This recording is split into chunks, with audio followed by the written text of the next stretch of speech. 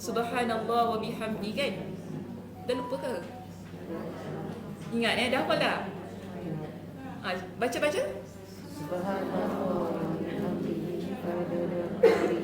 Wa ridha nafsihi wa hadis riwayat Imam Muslim. Okey. Baik, seterusnya yang kedua kita bincangkan tentang Asmaul Husna yang mengandungi makna keindahan, kebaikan, kebajikan dan kasih sayang dan kemurahan. Contoh apa saya berikan minggu lepas? Surah Ghafir ayat berapa? Ayat 7. Seterusnya kita bincang tentang Asmaul Husna yang memiliki makna kebijaksanaan Allah, keilmuan dan kekuasaan yang mengisi hati seorang hamba. Doa apa saya berikan? Doa istiarah. Hadis riwayat?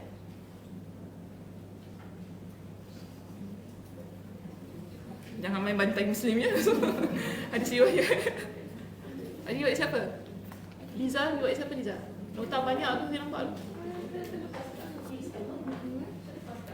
Terlepas? Siapa tak terlepas bas? Minggu lepas siapa tak terlepas bas? Hadis riwayat Imam Al-Bukhari. Okey. Doa apa tu? Doa istihara. Bunyi macam mana doanya?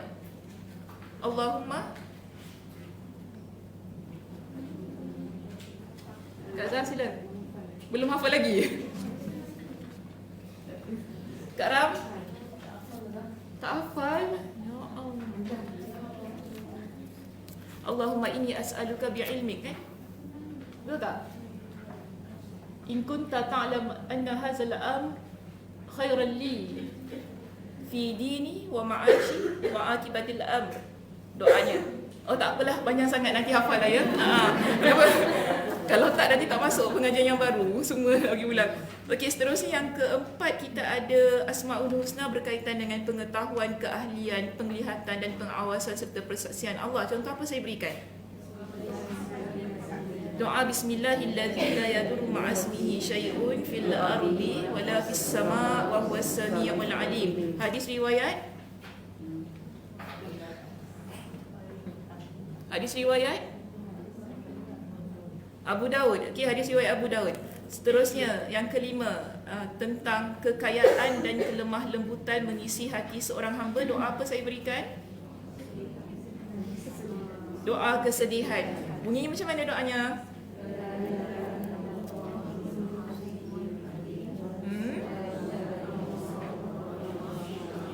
Okey.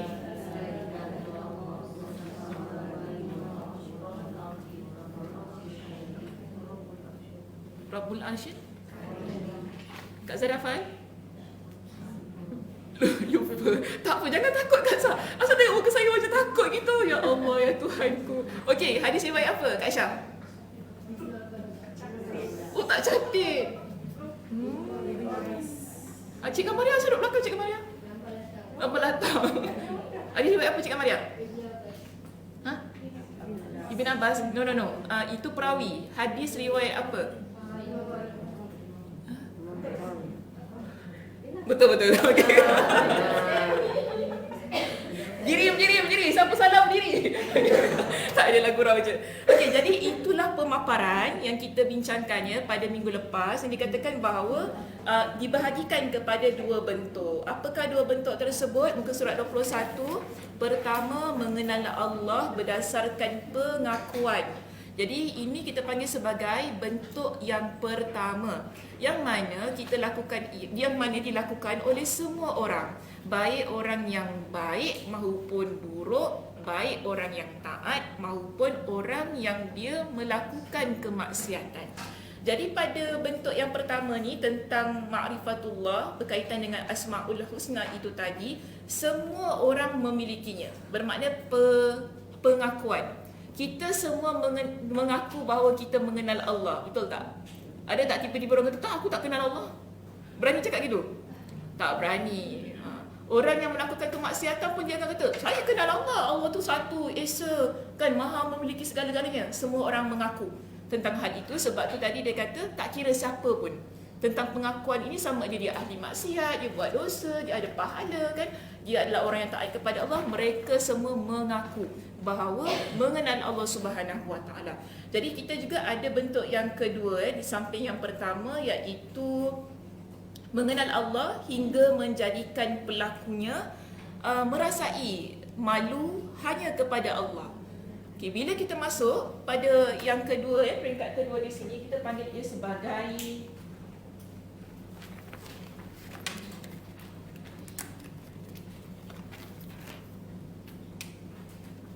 jadi satu pengenalan kan? Pengenalan apa? Pengetahuan. Pengakuan. Apa Sakinah? Satu pengetahuan. Pengakuan. Kenapa? Pengakuan. Dua, kita panggil ia sebagai perbuatan.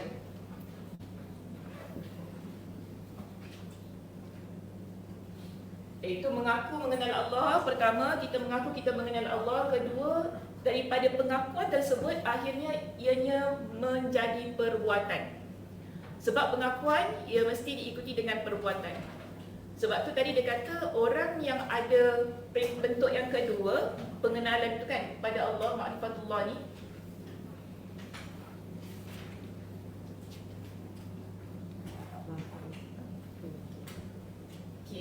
bila dia memiliki bentuk ma'rifatullah yang kedua di situ, dia akan mula ada rasa rindu pada Allah. Malu pada Allah. Ini semua kita panggil sebagai perbuatan. Kalau kita nak ada rasa rindu, malu pada Allah tu, kita mesti buat amal ibadah. Senang kata begitu. Dia macam inilah, kalau nak mudah faham, kita anggap pengakuan ni dia macam rukun iman. Perbuatan rukun Islam. Sebab rukun iman ialah kita kata kita mengaku tentang Allah, beriman pada Allah. Lagi beriman pada apa rukun iman ni?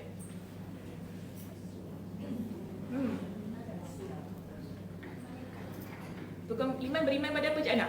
Macam nak berbual Cik Ana? Okey. Tapi suaranya tak keluar. Dia tersekat kat sini. Rukun iman, beriman pada Allah lagi? Rasul lah lagi? Malaikat lagi? Kitab. Kitab tu maknanya ada berapa kitab? Zabur, Quran, Quran of course. Zabur, Taurat, Injil. Okay. Lepas apa? Lepas apa? Dia pula tanya. Lepas apa? Qadar dan qadar. Itu je ke? Hari kiamat dulu. Hari kiamat dulu baru beriman kepada qadar dan qadar. Okay. Sama ada baik dan buruk. Jadi ini kita panggil sebagai pengakuan. Semua orang mengaku kan, saya mengaku ada Rasul, saya mengaku kan, itu mengaku ini, mengaku ni. Tetapi ada tak dia nak merealisasikan pengakuan itu dengan perbuatan? Bila kita masuk pada rukun iman,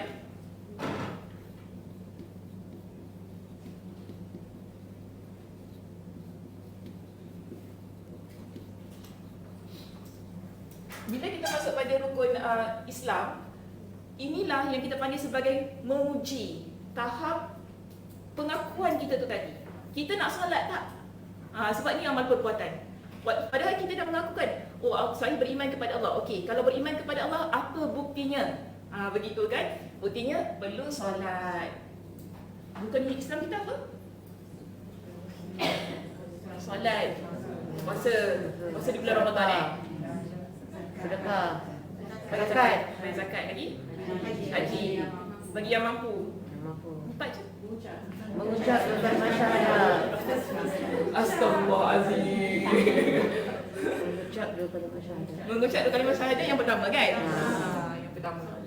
Jadi maknanya itu bukti kita tunjukkan saya orang yang beriman, saya beramal dengan apa yang saya imani. Jadi ma'rifatullah yang berkaitan dengan Asmaul Husna juga begitu. Sekarang ni kita mengaku, kita kata Allah itu maha mendengar. Jadi bagaimana kita nak merealisasikan, maksud bagaimana kita nak membuktikan pengakuan kita bahawa Allah itu maha mendengar? Kita berdoa kepada Allah. Itu cara dia, kan? Jadi bentuk ni pertama dan yang kedua dia saling berkait rapat dia, tak boleh pilih salah satu. Kedua-duanya mesti ada supaya pengamalan kita pada Asmaul Husna itu dia menjadi pengamalan yang betul. Kalau tak, dia hanya sekadar pengakuan semata-mata ataupun hanya perbuatan tapi tidak ada pengakuan. Boleh tak kita buat-buat tapi tak mengaku? Tak boleh. Ada tak orang buat gitu? Solat tapi tak mengaku Allah tu Maha Esa.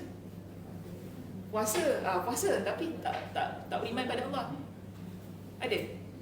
Siapa? Tak payah sebut. Tak payah sebut. Nanti kena ban lah saya. Okay. Salah gurau macam. Baik, kita nampak. Okay, kita ambil contoh macam ini. Kadang-kadang kan kita macam ada kita panggil non-Muslim untuk tengok kita solat. Kadang-kadang diorang try kan. Itulah maksud saya. Maksud ada yang kadang nak try ambil wuduk. Maksud kita ajar dia. Itu perbuatan. Tapi ada tak pengakuan? Tak ada. Tak ada pengakuan pada perbuatan mereka. Jadi tak boleh terima lah. Susah nak terima kan keadaan macam tu. Pengakuan dan perbuatan dia sangat berkait rapat. Mesti ada dua-dua baru kita kata amalan itulah amalan yang diterima oleh Allah Subhanahu Wa Taala.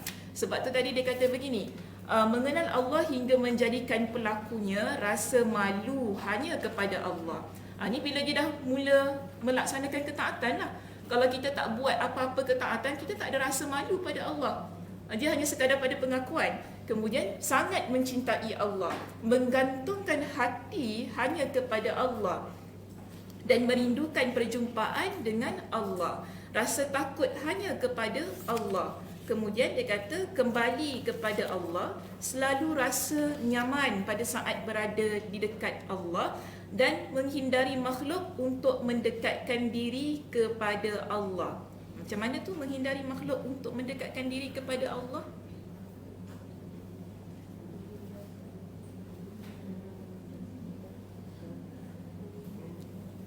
Kak Mariam pun duduk belakang hari ni. Batuk. Adik batuk. Adik dia pula. Adik batuk. Okey dah, tak apalah adik. Okeylah kakak teman kat belakang. Macam mana? Apa maksudnya? Menghindari makhluk untuk mendekatkan diri kepada Allah.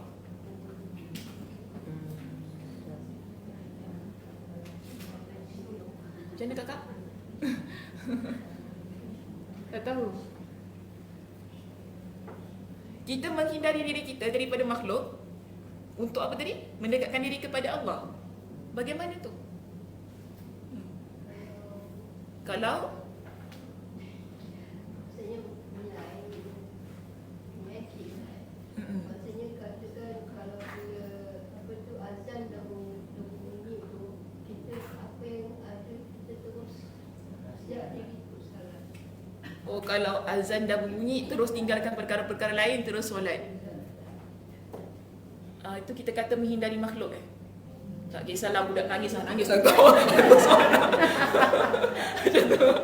Itu cik Mariam. Tak kisahlah kau nangis melalak-lalak aku solat Allahu Akbar. Budak tu kena. Kita jemaah kat tepi. Ui, panas betul lah. Biasa macam tu tak? Sorry Cik Mariam, saya ambil contoh sikit. Biasa macam tak? Kita side track sikit. Rasa apa kalau budak nangis kat tepi tu? Betul-betul mak dia letak kat tepi kita. Apa rasa? Tak boleh konsentrate. Tak fokus kan? Tak khusyuk kan? Ya, rasa macam mana tu? Rasa panas ke tak? Rasa macam nak batal?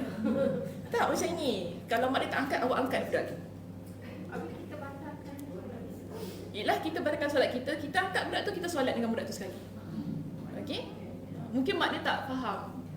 Yang bawahnya, kita ni kalau anak nangis tu, kita boleh dokong budak tu, kita boleh bawa budak tu dalam solat. Mungkin maknya tak ni. Cuma dia mesti berhenti solat tu. Nak culik anak aku ke? Terkejut dia. Yang satu orang angkat anak aku ni. Dia takut kan? Tapi kalau kita faham, boleh. Boleh solat tu, bawa budak tu, dokong budak tu. Tak ada masalah. Dia tak membatalkan solat kita. Ada orang takut, macam mana nanti banyak pergerakan. Tak gitu, boleh saja. Tak ada masalah. Jadi itu jawapan lah. Kadang-kadang ada orang mesikkan, dia kata, saya lama tak solat sebab jaga budak. Tak boleh gitu. Saya tahu susah jaga budak kecil kan. Sebab budak kecil tu kita kena tengok 24 hours, kena nanti dia merengek dan sebagainya, tak boleh ni kan. Tapi jangan sampai kita tinggalkan solat kita. Sebab kita kan ibu. Kalau kita ibu, kita menjauhkan diri pada Allah, budak tu menjauh daripada Allah lah. Jadi cara dia di kalangan para ulama discuss, boleh bawa budak tu, dokong budak tu gendong solat. Tak ada masalah. Jadi ini cara lah, jangan sampai kita meninggalkan solat sampai kita rasa macam susah. Nak baca Quran, letak budak tu kat sini, tak apa, baca Quran. Dia nak menangis, apa kita tak apa, kita baca, tak ada masalah. Jangan tinggalkan amal ibadah tersebut sampai kita menyalahkan tanggungjawab yang kita ada, contohnya anak dan sebagainya, sampai kita tak buat yang sepatutnya kita lakukan. Lebih-lebih lagi solat di situ. Kenapa saya cakap pasal benda ni? Jauh pula perginya. Saya cakap apa tadi? Dah bunyi dah. Suruh berhenti. Saya bincang tentang apa tadi sampai pergi bawa budak solat ni? Cik Kamaria tadi bagi contoh tu ya. Okey. Menghindari makhluk untuk mendekatkan diri kepada Allah. Kita kata macam inilah, menghindari makhluk tu ialah kalau makhluk ni kita kata manusia yang ada di sekitar kita, bukan? Orang-orang lah yang ada di sekitar kita. Jika mereka adalah insan yang boleh melalaikan kita, tinggalkan. Okey, tahu orang ni kalau duduk dengan dia makin jauh dari Allah. Kalau kita ni berkawan dengannya makin jauh dari Allah. Dah sudah, kita tinggalkan makhluk-makhluk yang beginilah ya, supaya kita dapat mendekatkan diri kita kepada Allah Subhanahu Wa Taala. Jadi di sini kita dapati bahawa orang yang dia kekal pada bentuk yang kedua ini akan dapat merasai kecintaan Allah yang sangat dalam. Kerana apa? Dia adalah insan yang berusaha mendekatkan dirinya kepada Allah dengan amal-amal soleh. Sebab tu kan dalam bahasa Melayu kita ni ada satu pepatah kata apa? Kalau tak kenal maka tak cinta. Jadi kita kena kenal Allah baru kita akan cinta pada Allah Subhanahu Wa Taala. Sebab tu Asmaul Husna merupakan satu bentuk pengenalan kita ni pada Tuhan yang setiap hari kita sembah, pada Tuhan yang setiap kali kita puji dan puja. Dan sebab itu Nabi SAW, Nabi pernah ceritakan kepada kita dalam sebuah hadis. Nabi kata begini, Nabi cerita tentang mimpi Nabi tu. Hadis ni riwayat Imam At-Tirmizi dengan sanad yang sahih. Nabi cerita ada satu malam Nabi mimpi dan Allah ada tanya kepada Nabi, apakah perkara-perkara yang boleh menghapuskan dosa. Jadi Nabi SAW ada memberikan beberapa jawapanlah kepada Allah. Kemudian Allah kata, Allah tambah jawapan Nabi SAW di situ. Allah kata begini, pertama ialah ita'amut ta'am, engkau menjadi orang yang memberi makan orang lain. Okey, seterusnya yang kedua Allah kata walinul kalam, engkau jadi orang yang mana tutur katanya lembut, santun. Seterusnya yang ketiga Allah kata wassalatu bil laili wan nasu niyam, engkau solat di waktu malam dan ketika manusia sedang tidur. Tiga perkara ini ianya boleh menjadi amalan yang menghapuskan dosa kita. Selain itu mendekatkan diri kita kepada Allah Subhanahu Wa Taala. Setelah itu Allah Subhanahu Wa Taala kata kepada Nabi, sal tu maksudnya minta. Minta apa yang kamu nak minta. Jadi Nabi SAW berdoa kepada Allah, Allahumma inni as'aluka fi'lal khairat. Ya Allah, sesungguhnya aku mohon kepada engkau supaya aku ni boleh buat perkara-perkara yang baik. Nabi yang dah sedia baik minta perkara yang sedemikian. Kemudian Nabi SAW doa kepada Allah, wa tarkal munkarat, dan juga jadi orang yang boleh tinggalkan perkara-perkara yang tidak baik. Okey, wa tarkal munkarat wa hubbal masakin, dan cinta kepada orang-orang miskin. Salin dulu tiga ni. Yang kita tak dapat sebab panjang lagi doanya. Okey, Allahumma inni as'aluka fi'lal khairat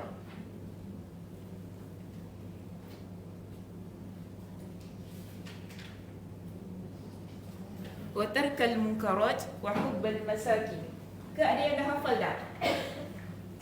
Kalau dah hafal boleh pergi depan tulis untuk saya. Oh, semua tak hafal, tiba-tiba hilang ingatan.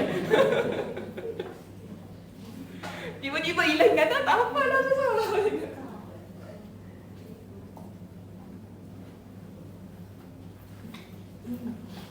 Kejap sekali lagi saya tanya, bahasa Melayu, bahasa Arab? Melayu. Oh, anak bagus. Si anak pandai ngaji, suara sedap. Macam Rafi dah buang. Aduh, sorry Cik Ana. Saya kena meraihkan semua pihak. Sebab kita nak semua orang beramal. Okay? Jadi mudah.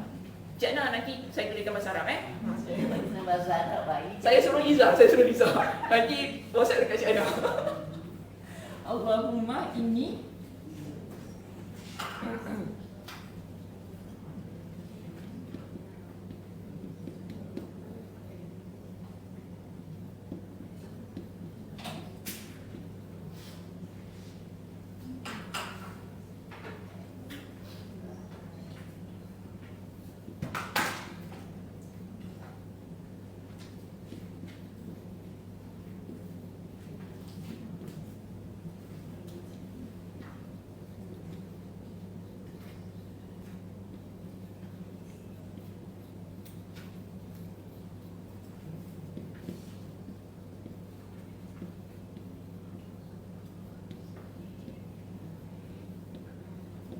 Apa maknanya tadi saya sebut?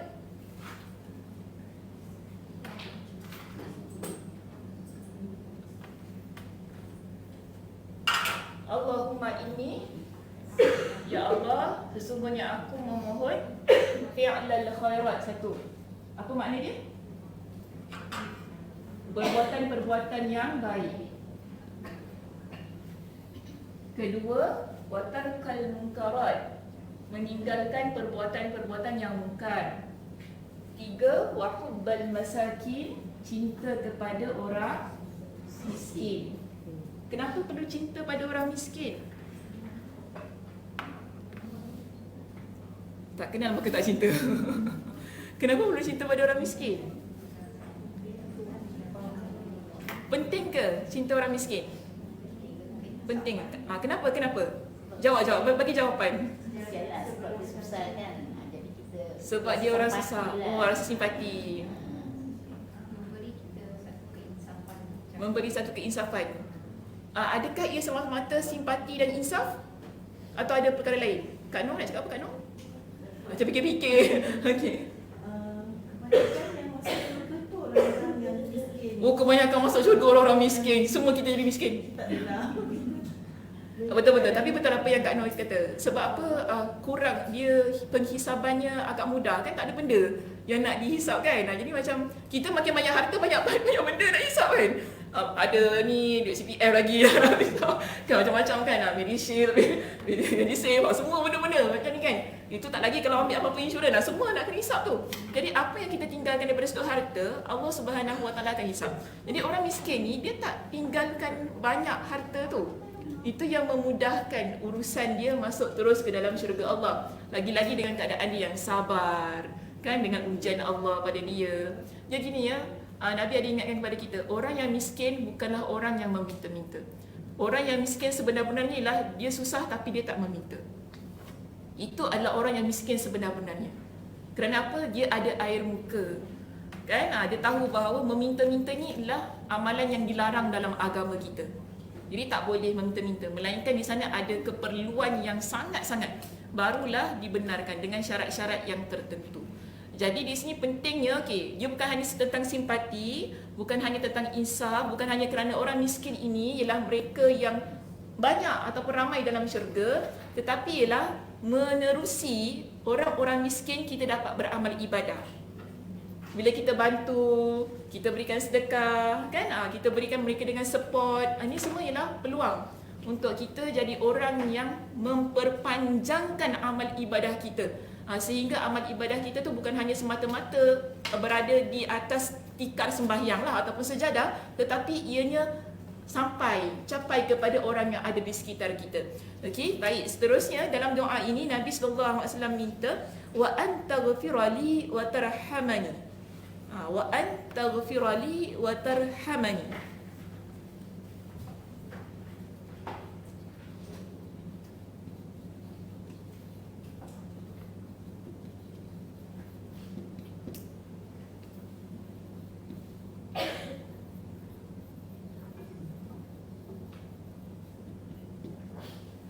Nabi SAW minta kepada Allah, ya Allah, aku minta kepadamu agar mengampuni aku. Wa antaghfirali. Jadi ini nombor 4. Mengampuni aku, wa tarhamani. Merahmati aku. 5. Okey. Wa antaghfirali, minta supaya Allah mengampuni aku dan memberi rahmatnya pada aku. Kita doa banyak-banyak pada Allah, rahmat ni jangan tinggal. Walaupun kita minta ampunan, rahmat dia mesti ada. Okay? Ia sangat penting dalam hidup kita. Sebab kita ni susah kalau tak ada rahmat Allah Subhanahu Wa Taala. Kita boleh melihat dengan rahmat Allah. Kita boleh bercakap dengan rahmat Allah. Kita boleh rasa semua ni dengan rahmat Allah. Sebab tu rahmat Allah ni jangan ditinggalkan untuk dalam doa, setiap doa kita. Nabi SAW pun tak pernah tinggalkan tentang rahmat Allah ini. Okey, seterusnya Nabi kata begini dalam doa ini. Nabi doa, wa idza aradta fitnata qaum. Ini panjang sikit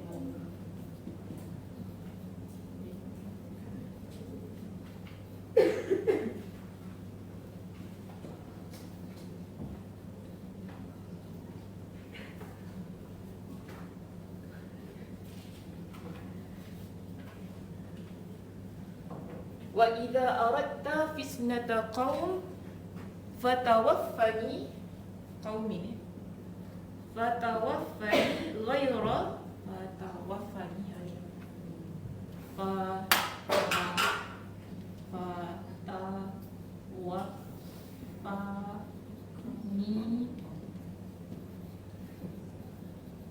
ghaira maftun.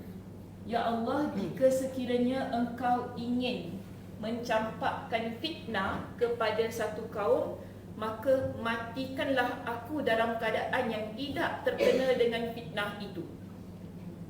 Okey, ini permintaan Nabi SAW.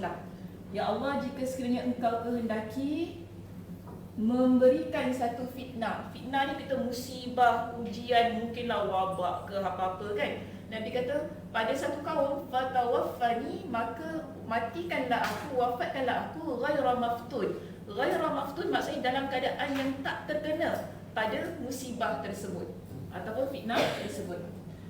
Akhir sekali Nabi doa, Allahumma inni as'aluka hubbak wa hubba man yuhibbuk wa amalin yuqarribuni ila hubbik. Last sekali Nabi tutup dengan doa tersebut.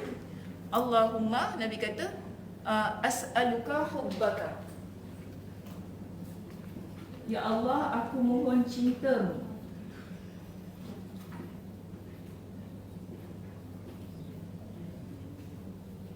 Wa hubba, dan cinta orang yang mencintaimu.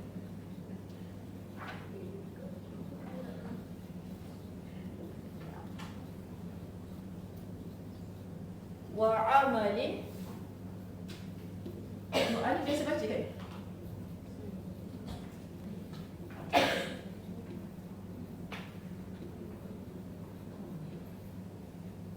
Ila hubbika. Jadi 6, 7 berkaitan dengan cinta. As'aluka hubbaka, aku memohon cintamu. Wa hubba man yuhibbuka, cinta orang yang mencintaimu. Dan 9, wa amalin, dan amalan-amalan yang mendekatkan aku pada cintamu. Jadi inilah permintaan. Oh, semua ambil gambar ni. Sila. Panjang. Ya Allah, dulu saya kecil-kecil belajar, tak ada lah ibu-ibu ni. Tak ada nak mana-manakan dengan kita punya zaman. Tak ada lah gini-gini semua. Kita semua tulis, ilmu itu perlu diikat ya dengan tulisan.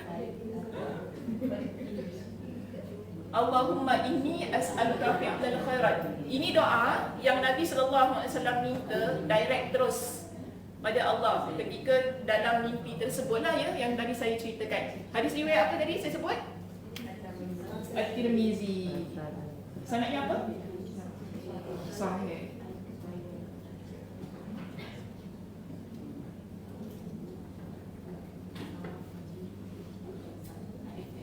Kenapa Cik Nah? Ghairah maftun. Rain ya Allah. Tapi dia tu selalu G-H-A-I ke R-A tu yang G-H-A-I-R-A. Betul-betul. Oh, tak faham yang ni tulisan doktor Cik Ana. Alhamdulillah boleh baca lagi. Okey, fatawaffani ghaira maftun. Doa yang bagi saya sangat penting untuk kita ni jadi hamba Allah yang sekarang kita dah mengenal Allah kan. Dalam keadaan kita mengenal Allah, kita nak supaya Allah Subhanahu Wa Taala berikan kepada kita dengan kebaikan. Ini semua termasuk dalam keadaan bentuk yang kedua. Kerana setiap yang terkandung di dalam doa ini berbalik kepada bentuk yang kedua, bukan hanya semata-mata tentang pengakuan, tetapi kita nak buat perkara yang baik. Pertama, kita nak tinggalkan perkara yang mungkar dalam hidup kita. 3, kita nak jadi orang yang membantu orang lain, iaitu cinta kepada orang-orang miskin. Ini semua perbuatan.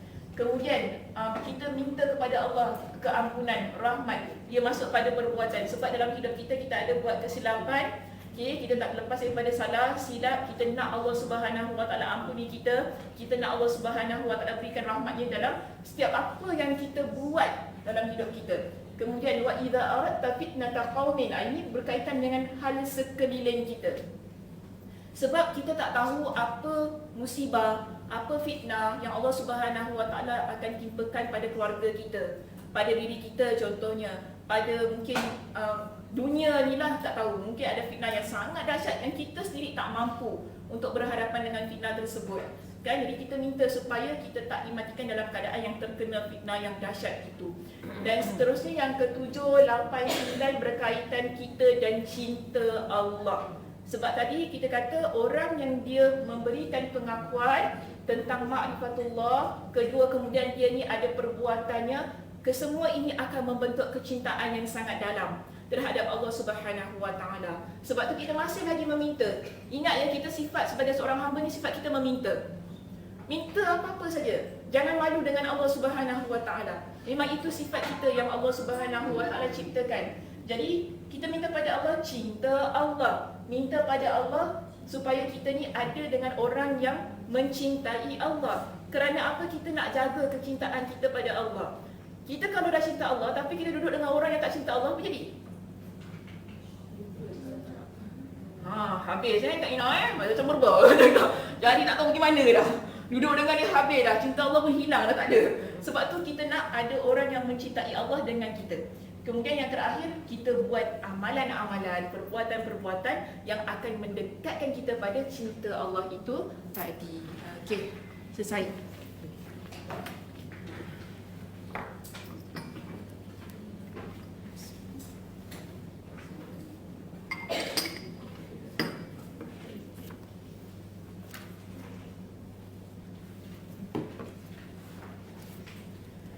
Baik, seterusnya dah habis salin? Oh dah ambil gambar tadi ya.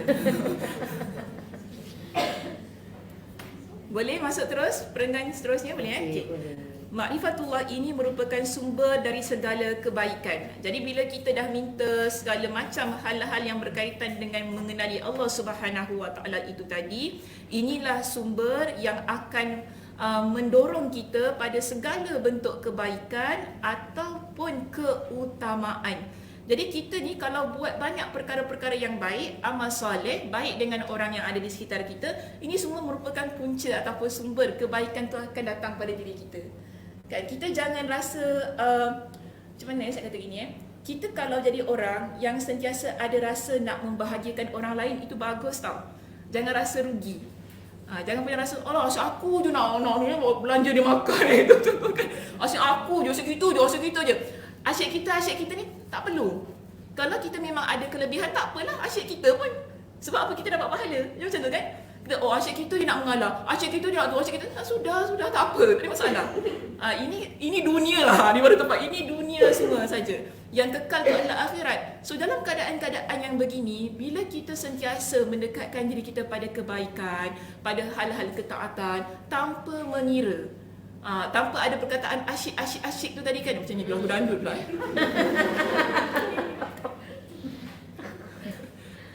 Lain pula bunyi dia. tanpa ialah asyik kita itu, asyik kita ini kan, tanpa ni semua ni kan. Ianya akan mendorong diri kita ni terus dekat pada Allah Subhanahu Wa Taala. Jadi jangan risau.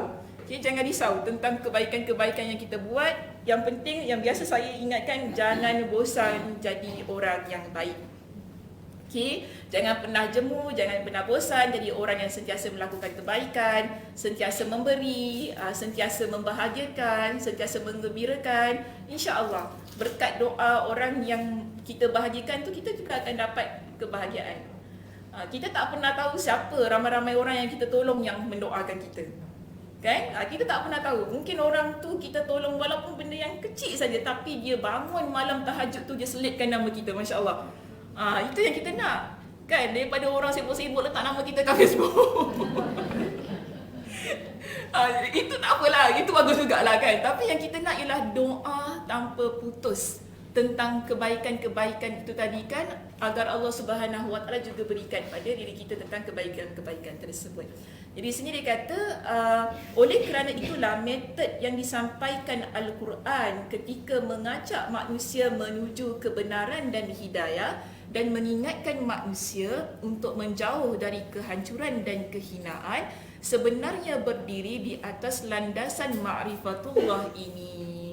Jadi kalau kita buka Al-Quran, kita baca Al-Quran, kita akan dapati bahawa bila Allah Subhanahu Wa Taala ajak kita pada kebenaran dalam Al-Quran ya, bila Allah Subhanahu Wa Taala ajak kita kepada hidayah, ingatkan kita tentang kehancuran, tentang dosa, tentang maksiat, semuanya pasti ada nama-nama Allah dalam Al-Quran itu. Dan ini kita panggil sebagai metod yang terdapat dalam Al-Quranul Karim. Okay, cantik metod itu. Maka dia kata, maka itulah Allah dalam Al-Quran secara terus-menerus menyebutkan sifat-sifatnya yang sempurna, keagungannya di atas arash, sifat berbicara dan dialognya, kemampuannya meliputi semesta ini, kekuatan untuk mewujudkan kehendaknya yang tidak lain bertujuan untuk mengajak hamba-Nya untuk sentiasa ikhlas, mewujudkan ketauhidan serta membebaskan diri dari kemusyrikan. Maka ini semua terdapat dalam Al-Quranul Karim, sehingga bila kita yang sentiasa membaca Al-Quran itu akan dapati bahawa Allah Subhanahu Wa Taala terus-menerus menyebutkan tentang nama-namanya yang agung itu tadi.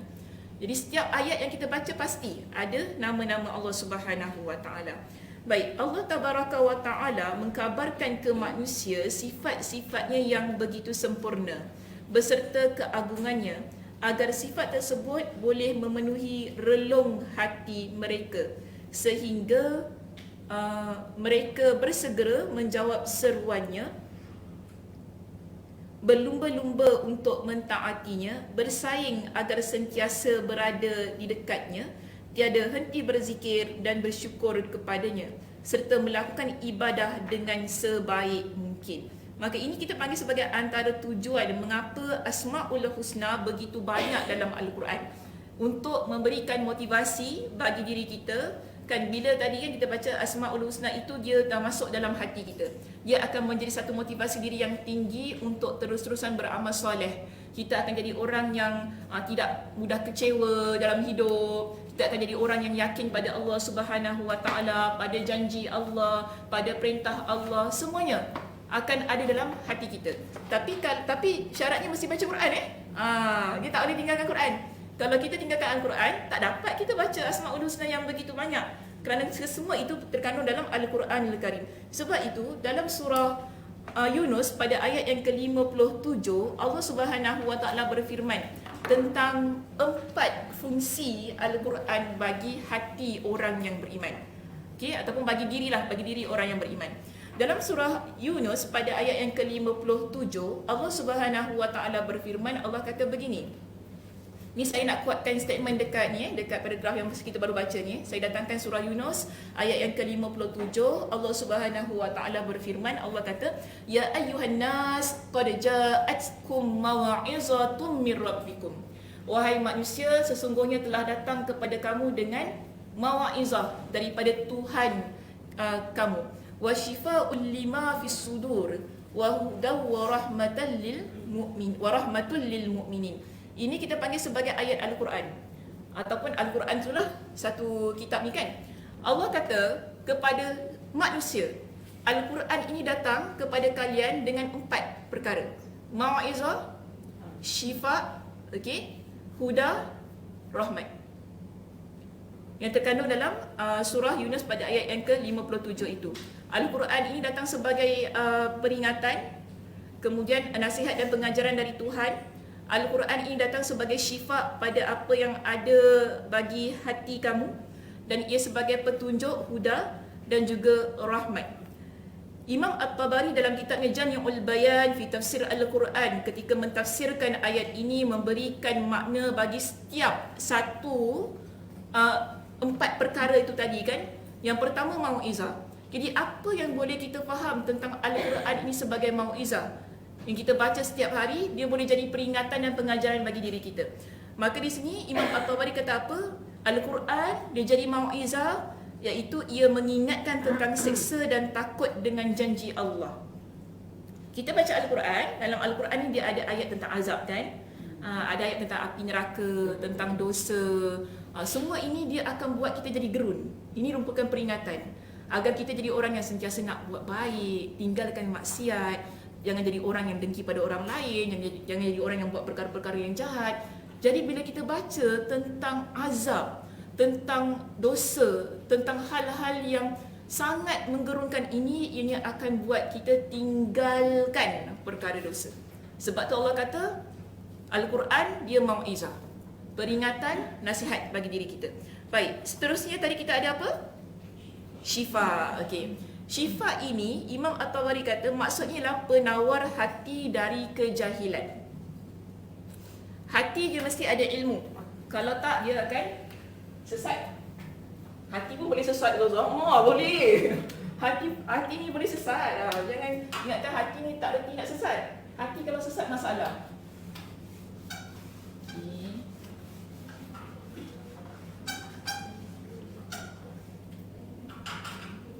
Tadi pertama mau'izah kan?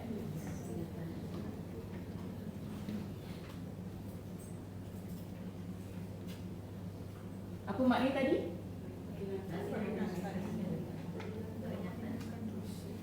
Peringatan tentang azab.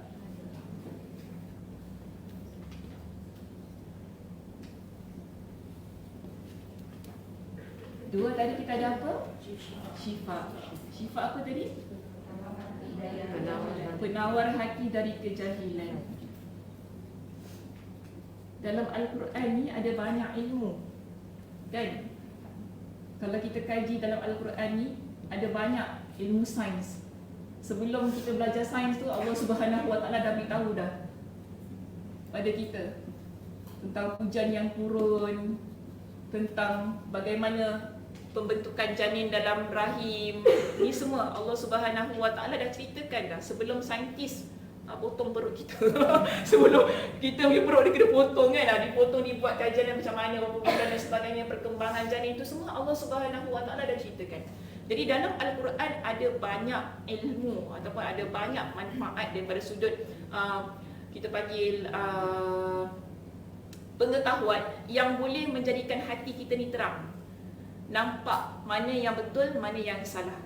Semakin bertambah keimanan kita bila hati ini ada syifa itu tadi, iaitu Al-Quranul Karim. Dan yang ketiga kita ada apa tadi? Huda. Okay. Imam At-Tabari dia kata hudan ini maksudnya ialah penjelasan tentang halal dan haram, dalil bagi perintah mentaati Allah dan larangan melakukan maksiat. Panjang sikit.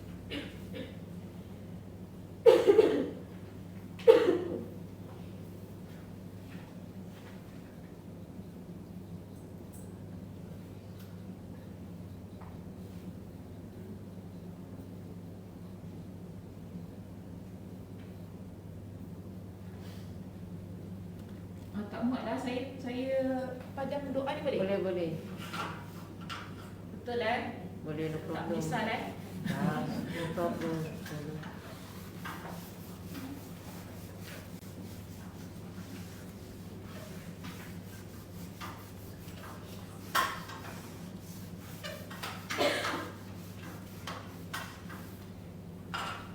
Penjelasan tentang halal dan haram yang kita ada jadi kita dalil bagi perintah mentaati Allah dan larangan melakukan kemaksiatan.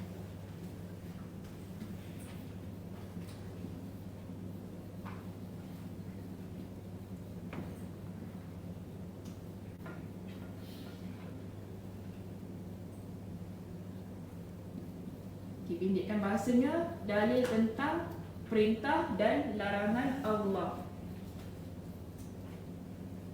Ini semua kita panggil sebagai petunjuk, hudan. Dalam Al-Quran ada tentang apa yang boleh makan, apa yang tak boleh makan, kan? Dalam Al-Quran ada dalil tentang zina itu haram. Dalam Al-Quran ada dalil tentang kita ni perlu untuk berbakti kepada kedua ibu bapa. Semua ini kita panggil sebagai perintah Allah, larangan Allah. Kita tak boleh riba. Semua ada dalam sini. Jadi bila dalam Al-Quran ada semua itu, ini kita panggil ia sebagai huda. Kita tak panggil sebagai mau'izah. Mau'izah tadi tentang peringatan, tentang azab. Tapi kalau hudan yang berkaitan tentang dalil-dalil, berkaitan apa ni, perintah dan larangan Allah.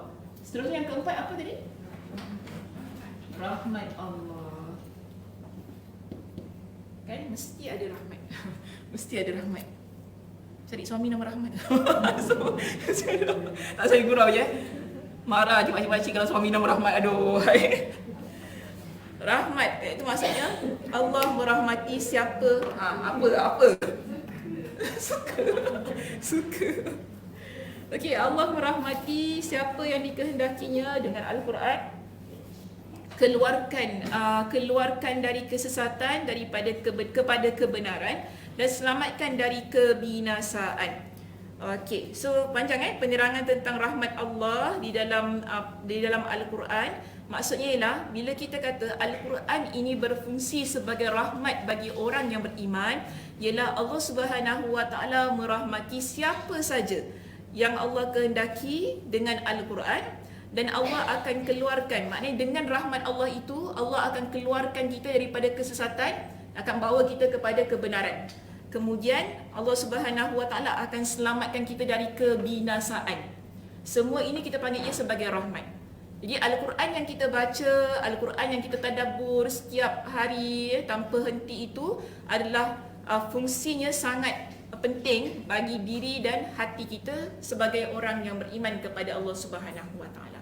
Jikalau kita nakkan mau'izah dalam hidup, kita inginkan syifa itu tadi bagi hati kita inginkan huda iaitu petunjuk, dan kita inginkan rahmat daripada Allah Subhanahu Wa Taala, dekatkan diri kita dengan pembacaan Al-Quran. Mudah-mudahan ya, semakin banyak kita membaca ayat-ayat Al-Quran ini, semakin lembut hati kita, semakin lunak jiwa kita ni, dan akhirnya menjadi hamba Allah yang taat kepada Allah Subhanahu Wa Taala.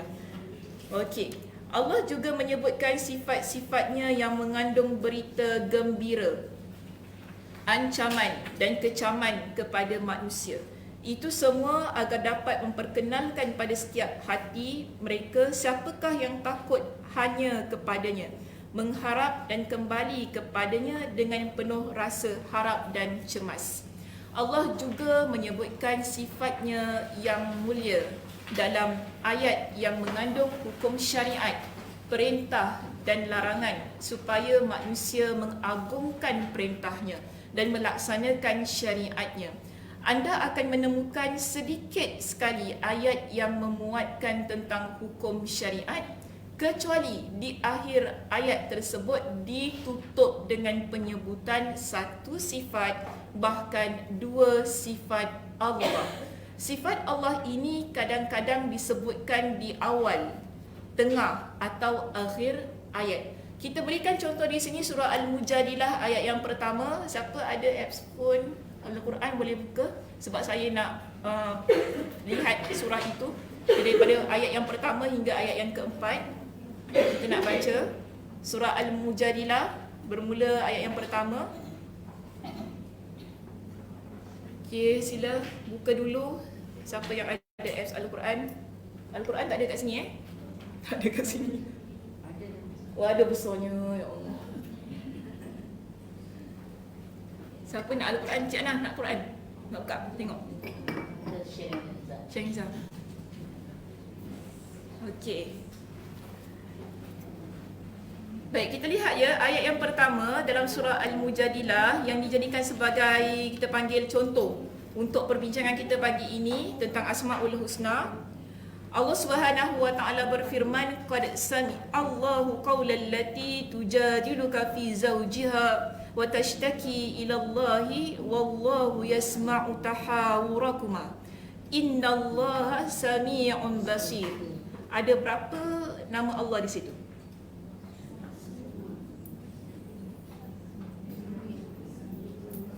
Ada Ada berapa? 2. Apa dia? Apa dia Cik Nok? Sami' lagi? Sami' dan basir. Apa maksudnya? Maha mendengar lagi maha melihat. Ayat ini Allah kata sesungguhnya Allah telah mendengar. Awal-awal tu Allah dah kata Allah tu dah dengar.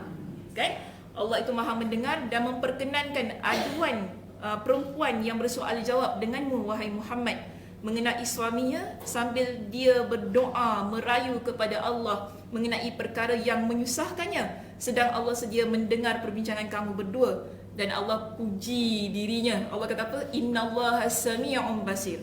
Sesungguhnya Allah itu maha mendengar lagi maha melihat. Ni kisah apa? Khawlah binti Sa'labah. Kisah tentang apa? Suami dia zihar dia. Okay, zihar itu apa? Samakan dengan ibu. Bentuk punggung. Lagi punggung je.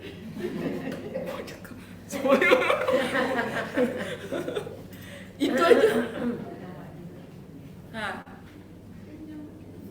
Jelas lagi.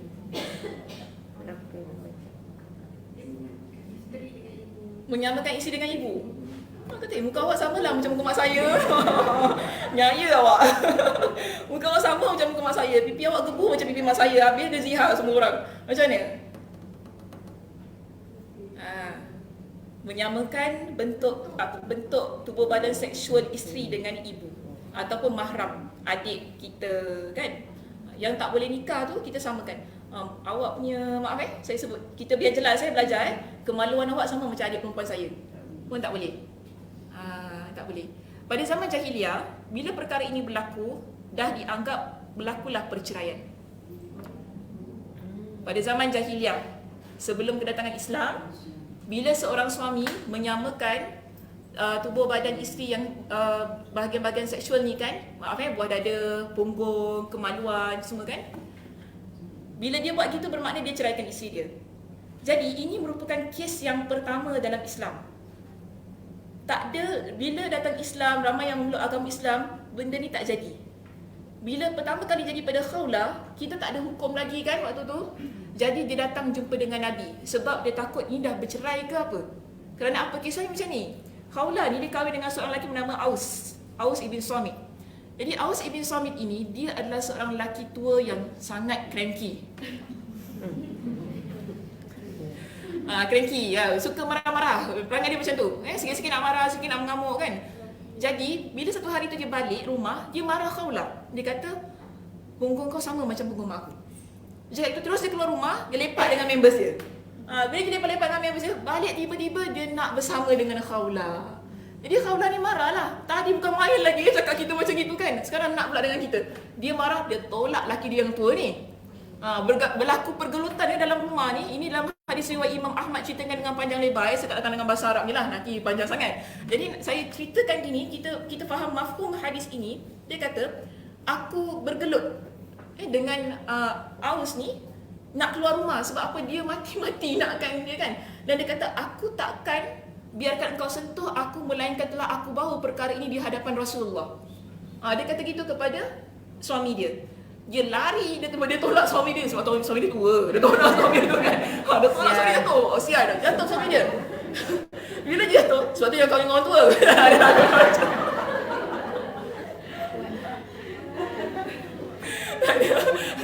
Kita kuat kan. Kita tolak dia. Bila tolak tu, dia jatuh. Dia kata, aku lari ke rumah jiran aku. Sebab apa? Dia tak ada hijab. Dia lari ke rumah jiran dia, dia pinjam tudung daripada jiran dia. Barulah dia jumpa dengan Nabi SAW. Dalam hadis riwayat Imam Ibn Majah pula ada 3 riwayat tentang kisah ini. 1 riwayat Imam Ahmad, 2 riwayat Ibn Majah, 3 riwayat Imam Abu Daud. 3-tiganya adalah sahih. Okey. Jadi dalam riwayat itu ceritakan kepada kita bila dia jumpa Nabi SAW, pada waktu itu Nabi SAW melihat perkara itu adalah sebagai perkara biasa. Bahkan dia kata kepada Khawlah, ittaqillah ya Khawlah. Bertakwalah engkau kepada Khawlah. kepada Allah, wahai Khawlah, sesungguhnya suami itulah suami yang tua. Sudahlah, balik dah tak apa-apa. Macam tu kan. Tapi Khawlah ni kata, tak, aku takkan berganjak daripada tempat ini melainkan telah turun hukum. Dia doa depan Nabi ni, dia doa. Sebab tu tadi Allah kata apa? Seorang wanita yang mengadu tentang kisah yang menyusahkan diri dia. Dia berdoa pada Allah, doa pada Allah. Akhirnya Allah turunkan wahyu pada waktu tu juga. Inilah ayatnya yang turun. Allah kata kepada Nabi, qad sami Allah, sesungguhnya Allah Subhanahu wa taala telah mendengar pengaduan wanita ini. Kan, yang mana dia kata wa tashtaki ila Allah, yang dia mengadu kepada Allah, wallahu yasma'u tahawurakuma. Dan Allah itu mendengar apa yang dibincangkan antara kalian berdua. Jadi Allah kata sesungguhnya Allah itu Maha Sami' Basir. Allah Maha mendengar, Allah itu Maha melihat. Baik, seterusnya ayat yang kedua di sini. Allah berikan solusi kepada Nabi bagaimana nak mengatasi kes yang baru. Yang baru dalam agama ini. Jadi kesnya baru, kes yang pertama dalam agama Islam yang terjadi pada Khawlah radhiyallahu anha. Jadi Allah berikan kepada Nabi SAW dengan solusi bagaimana alladzina yuzahiruna minkum min nisa'ihim ma hunna ummahatihim. Orang-orang yang ziharkan isterinya dari kalangan kamu adalah orang-orang yang bersalah kerana isteri-isteri mereka bukanlah ibu-ibu mereka. Maknanya seorang suami yang menziharkan isteri, mereka ini adalah orang yang melakukan dosa. Sebab apa? Isteri dan mak takkan boleh disamakan. Okey, kemudian dia kata, Allah Subhanahu wa taala berfirman, mana tadi? Illallai waladnahum. Ibu-ibu mereka, isteri mereka bukanlah ibu mereka. Ibu-ibu mereka tidak lain hanyalah wanita-wanita yang melahirkan mereka. Jadi ibu adalah yang melahirkan si suami. Adakah isteri melahirkan suami? Tak. Punya terbalik pun takkan jadi macam tu kan. Saya yang lahirkan awak. Boleh cakap suami tu, bang, saya lahirkan awak tak bang? Awak diam-diam duduk sini. Tak ada, kita tak guna ayat begitu. Sebab tu Allah kata yang melahirkan kamu ialah ibu kamu. Isteri tak sama dengan ibu. Kemudian Allah Subhanahu wa taala kata begini, wa innahum layaquluna munkaran minal qawli wa zura. Dan sesungguhnya mereka dengan melakukan yang demikian memperkatakan sesuatu perkara yang mungkar dan dusta. Wa innallaha la'afuwun ghafur. Sesungguhnya Allah Maha Pemaaf lagi Maha Pengampun. Mana satu? Asmaul Husna kat situ. Ada berapa? Dua. Satu. Macam tiga je. Macam tiga. Saja je nak tiga tu. Macam tiga. Ada berapa tu? Kak Ina, ada berapa Kak Ina? Dua. Okay, apa dia Kak Ina? Afuun, ghafurun. Jadi nama-nama Allah di situ ada dua. Pada ayat yang kedua, afuun, ghafurun, yang berada di hujung ayat kan, yang bermaksud sesungguhnya Allah Maha Pemaaf lagi Maha Pengampun. Baik, seterusnya Allah beritahu kepada Nabi, wallazina yuzahiruna min nisa'ihim, dan orang-orang yang ziharkan isterinya, summa ya'uduna lima qalu, kemudian mereka berbalik dari apa yang mereka ucapkan bahawa isteri itu haram kepadanya. Asal tadi bila seorang suami dia dah ziharkan isteri, itu bukan perceraiannya dalam agama kita. Jadi zihar bila berlaku antara suami dan isteri tak jatuh talak, cuma tak boleh bersama. Sebelum bersama kena bayar kafarah terlebih dahulu. Berdosa kalau tak bayar kafarah tapi bersama. So kita sebagai isteri kena tahu ini. Bila ia berlaku pada diri kita, kalau lah suami tu hin-hin assalamualaikum ke apa, cakap ya assalamualaikum balik. Assalamualaikum balik kat dia. Tak boleh. Sebab apa? Dia kena bayar dulu. Kafarah tu barulah boleh berlaku hubungan suami isteri. Jika tidak, tidaklah. Okey, sedemikian. Ya.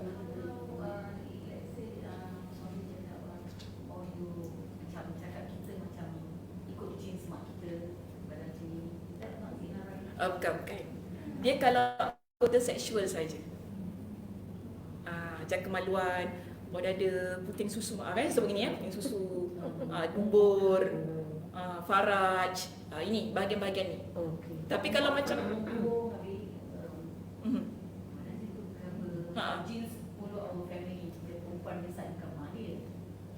ikut maksudnya macam mana? Macam ada suami cakap macam misal isteri dia Tapi dia tak samakan bukan. Itu maknanya macam kita kata ikut macam nak cakap jeans ikut jeans ikut jeans mak dia. Okey. Itu bukan zihar, itu bukan zihar. Jangan takut. Itu bukan zihar. Maknanya kita kata macam ada keturunan kita lah macam itu. Itu je. Tapi bukan dengan niat macam kita nak samakan macam mak kita, bukan gitu keadaannya. Okey. Balik sebenarnya. Terima kasih Kak Nani atas soalan tadi. Baik, jadi ada perkara ni yang Allah Subhanahu Wa Taala perintahkan kepada orang lelaki bukan orang perempuan.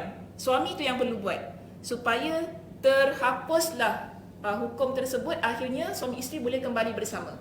Dan itu pertama Allah kata apa? Fatahriru raqabatin min qabli ayyatamassa.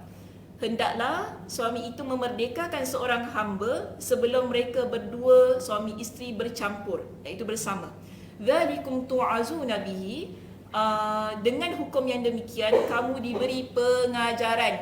Ni mauizah tadi naik pada mauizah tadi. Okey, berikan pada pengajaran dengannya, wallahu bima ta'maluna khabir, dan ingatlah Allah Maha mendalam pengetahuannya akan apa yang kamu lakukan. Okey, mana nama-nama Allah dalam ayat ni? Mana satu? Ada berapa? Okey, ada berapa dulu?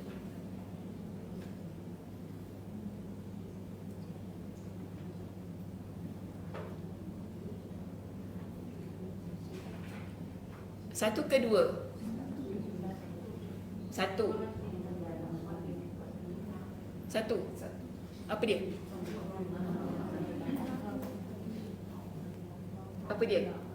Satu apa dia? Satu tapi tak tahu apa. Ada apa dia Liza? Tak malu bukan? Khabir. Tak malu tu balik pada manusia. Apa yang mereka lakukan, apa yang kita buat. Allah tahu apa yang kita buat. Itu maksud tak malu. Tapi khabir adalah kita panggil sebagai pengetahuan Allah yang sangat mendalam. Jadi di sini pertama langkahnya ialah bila berlaku zihar, Allah beritahu kepada Nabi, suami itu dia perlu memerdekakan seorang hamba. Jadi tadi kan depan Nabi ada siapa tadi nama dia? Khawlah binti Sa'labah. Nabi kata kepada dia, okey, suruh suami kamu merdekakan hamba. Khawlah kata apa? Suami saya tak ada seorang hamba dan kami tak ada seorang hamba dan memang kami tak boleh pun untuk memerdekakan seorang hamba. Okey, tak apa. Kita pergi kepada option number 2. Okey? Option number 2 di sini Allah kata ayat yang keempat faman lam yajid fasiyam syahraini mutatabi'aini min qabli ayyatamassa. Kemudian sesiapa yang tidak dapat memerdekakan hamba, maka hendaklah dia berpuasa 2 bulan berturut-turut sebelum mereka suami isteri itu bercampur. Jadi kalau tak boleh merdekakan hamba, puasa 2 bulan berturut-turut, tak boleh putus tau. Khawlah bila dia dengar option number 2 ini, dia kata kepada Nabi, suami aku adalah lelaki yang sangat tua, dia tak larat, dia tak mampu. Tapi mampu pula nak bersama dia tak mampu. Macam manusia ni. Itulah macam manusia ni perangai. Part tu dia mampu, part ni dia tak mampu. Okay.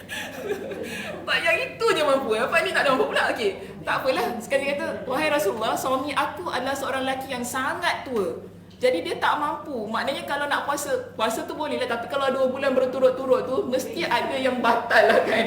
Mesti ada yang dia tak larat ke apa, mesti terbatal sebab dia lelaki yang sangat tua pada waktu tu.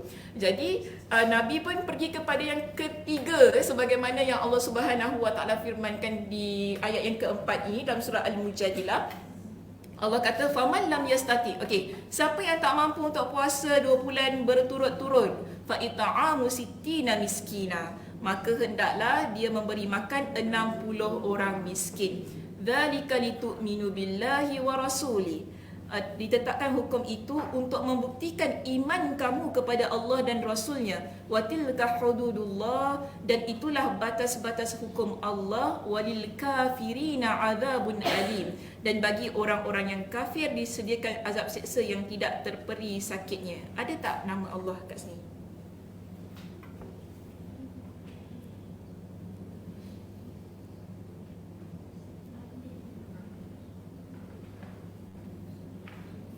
Ada tak? Siapa kata tak ada, angkat tangan. Ha? Alim.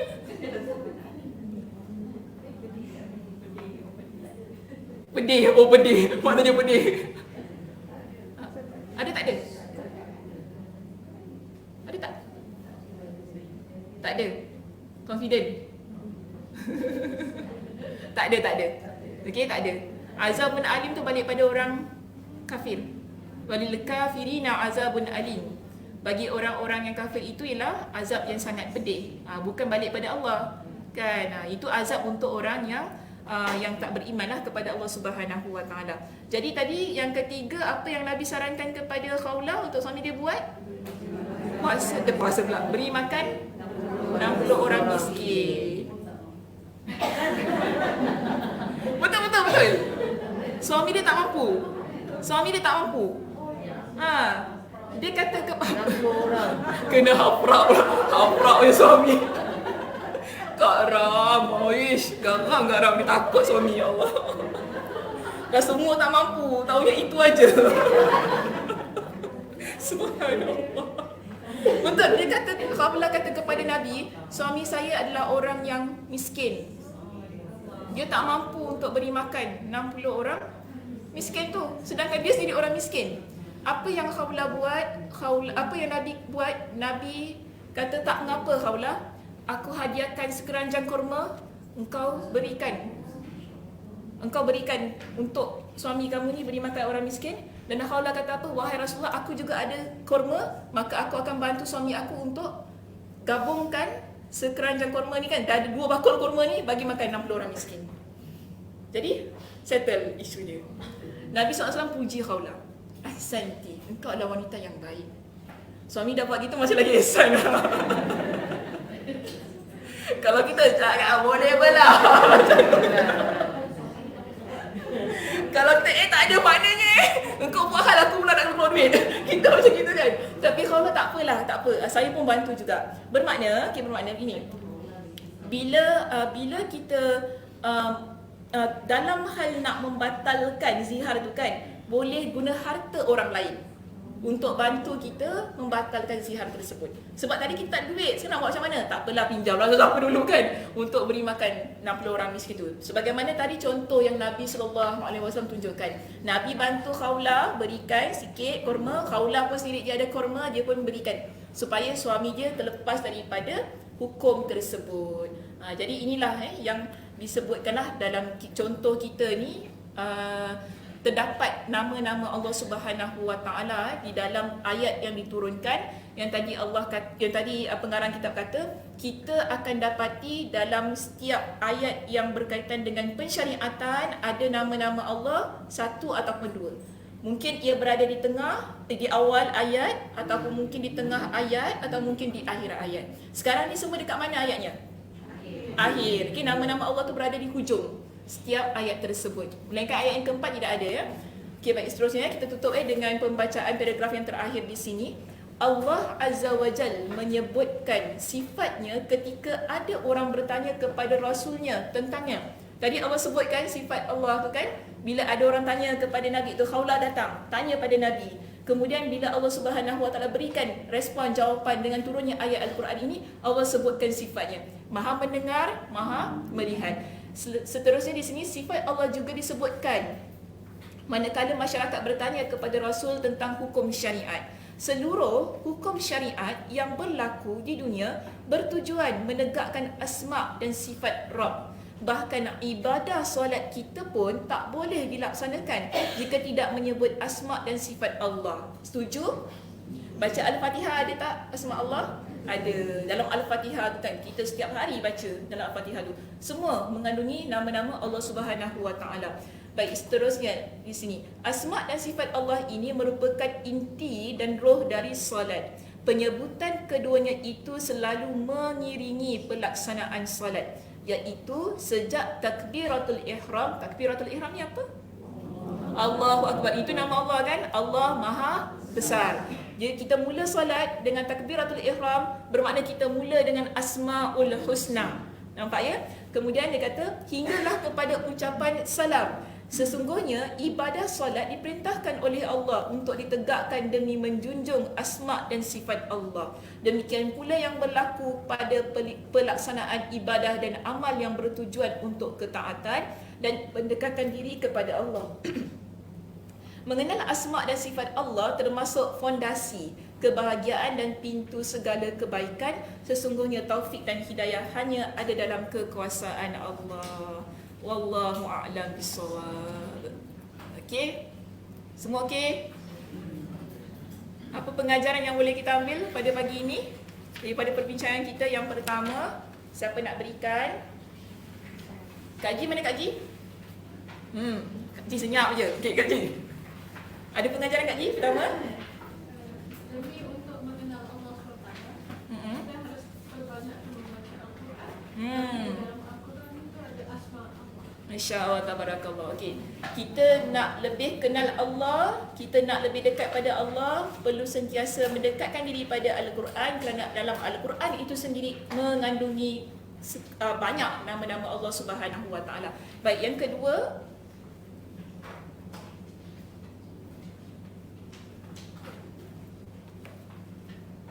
Cik Ana, Cik Ana. Cik Ana menjelak, kalah saya Cik Ana. Suka comel dia. Ada sesuatu je. Kak Zah. Kenapa Kak Zah? Ada siapa-siapa? Nak cakap angkat tangan. Jangan tiba-tiba dengar suara je. Tak ada yang kedua. Memang hilang ingatan. Lost. Dah tak tahu dah pengajaran apa yang kedua. Ada yang cakap apa? Tak ada. Kak Ram? Ya, jangan bawa terkejut. Silakan Kak Ram. Ada tak? Ada janggut tak? Kak Ram cepatlah, Kak Ram. Cepat. Don't waste time. Don't waste time. Cepat. Jadilah orang Islam yang bukan hanya di bibir saja. Jadi orang Islam yang bukan hanya pada pengakuan. Mesti ada amal dan perbuatan. Maknanya kita jangan jadi Muslim yang hanya pada sekadar nama, pada sekadar fizikal kita, namun ia perlu dibuktikan menerusi perbuatan dan amal ketaatan kita kepada Allah Subhanahu Wa Taala. Yang ketiga ada yang terakhir? Masih dia ni. Masih tanya lagi. Ada tak yang ketiga? Kak Mariam nak jawab Kak Mariam? Nak tanya apa pula? Nak beri apa-apa? Tak ada. Adik Kak Mariam? Adik Kak Mariam? Choosing a friend is important. Like you are what you are friends with. Okey, memilih kawan itu sangat penting kerana kita akan jadi sebagaimana kawan kita yang ada di sekitar kita. Betul tak? Ya. Terjemahan saya tepat ya? Bagi berapa markah? Untuk terjemahan. Baik, terima kasih di atas perhatiannya. Mudah-mudahan Allah Subhanahu Wa Taala memberkati kita. Mudah-mudahan Allah Subhanahu Wa Taala memberikan kepada kita dengan kefahaman, juga kelapangan masa ya untuk terus-terusan beramal ibadah dan menuntut ilmu Allah Subhanahu Wa Taala. Saya tutup dengan tasbih kafarah. Subhanakallahumma wa bihamdika asyhadu an la ilaha illa anta astaghfiruka wa atubu ilaik. Assalamualaikum warahmatullahi wabarakatuh.